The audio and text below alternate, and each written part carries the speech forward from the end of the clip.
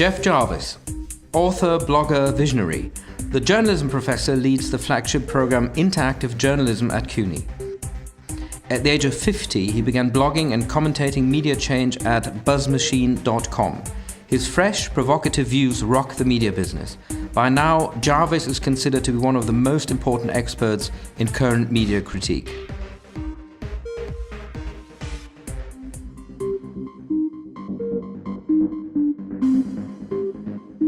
There are incredible new opportunities in news.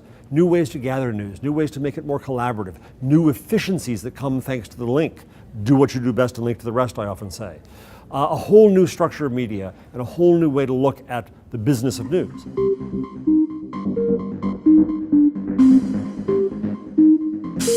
If we think like Google in the news industry, what Google did was create platforms and networks that enable other people to succeed on top of that. Google doesn't want to own content, it wants to organize content. Google wants to enable the business of content with advertising. So if I were a newspaper right now, I would look and say, how do I change my business to be in the business of creating networks and platforms and enabling a new ecosystem of news? That would be if they thought like Google. Now, will this happen with a newspaper?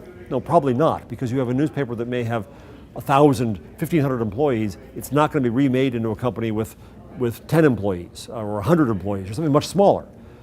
But you're going to find, I think, that there's a large and vibrant ecosystem of news supported by this new framework and new infrastructure. It's not going to be centralized the way it was.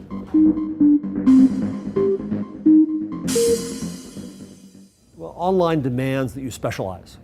The internet demands specialization. Doing the same thing everybody else does, that doesn't work as a business anymore. So a local newspaper, I think, has to change radically and think of itself as only local. There's no point in having the ego of trying to present the rest of the world there. Well, that's also a lot of efficiency. You can get rid of cost there. You can change your basic structure of the business. Then if you consider yourself local, if you think you have to own all the news yourself and report it all yourself, you probably can't afford to do that anymore. If you think like a platform and network, and you enable other people to start businesses, then you can. We found in the New Business Models for News project here at CUNY that there are hyper-local bloggers covering towns of as small as 60,000 people who are bringing in between $100,000 and $200,000 a year in advertising revenue. That's a real business. That's a real sustainable business. Well, if you look at that kind of unit, 50, 60,000 people, and serving that many people, that can happen in a neighborhood in a big city, in a suburb of a big city, in a small city, or in a small town. That notion of that building block of the future of journalism, that small, targeted interest blog by geography or by interest, for moms or sports fans or one town, that we believe is a sustainable model for the future. And then on top of that, you can build networks and build other things. So I think that the ecosystem will come into perhaps small towns more quickly than it comes into big cities.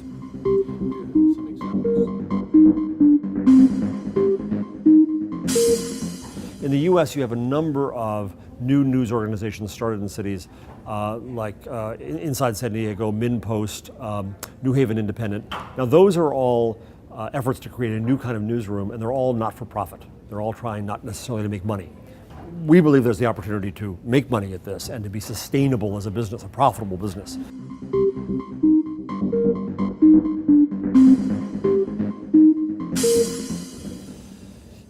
We used to call it citizen journalism.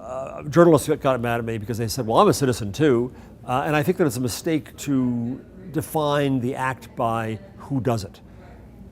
Anyone who has their handy and sees news and takes a photo of that or shares the video live on the web with the world is committing an act of journalism. They're contributing knowledge to the ecosystem. They're just a witness, but now they can share what they witness. That's journalism. That adds into the journalism.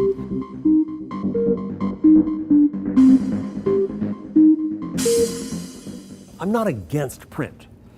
It's not a religious issue. But print is very, very expensive.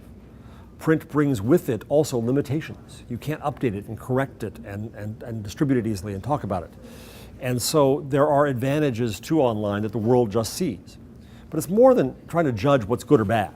It's also trying to recognize and understand how this new economy works. The way I put it is there's a content economy and a link economy. The content economy has been in force since Herr Gutenberg 570 years ago. And of course, the way it worked was you made many copies, you sold as many copies as you could, you got value back for that. Bravo, it worked beautifully. Online, you need only one copy of anything. And it is the links to that give it value. Content with no links has no value. Content gains value as it gains links.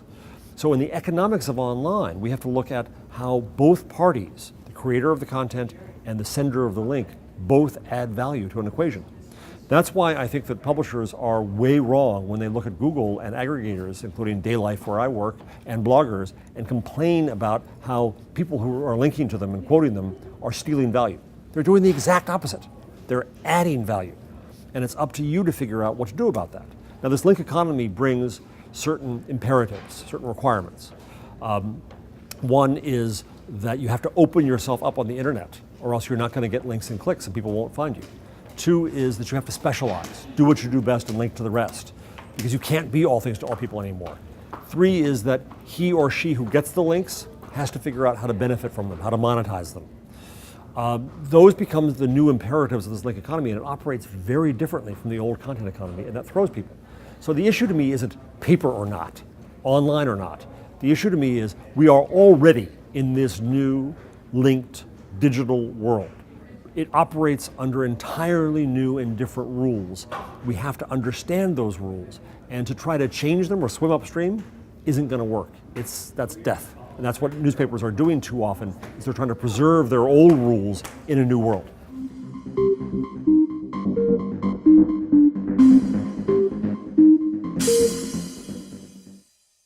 I think you've always owed it to your public to share with them any knowledge that is relevant to your work.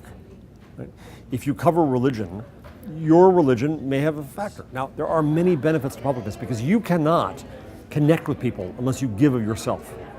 And if we look at news as a community and a community's knowledge, then you're just a member of that community. And as a journalist, if you try to separate yourself and think, I'm better than this, I can live behind the castle walls, then that doesn't work in the larger community. You have to act like a member of the community. And if you don't, you'll be treated as an alien.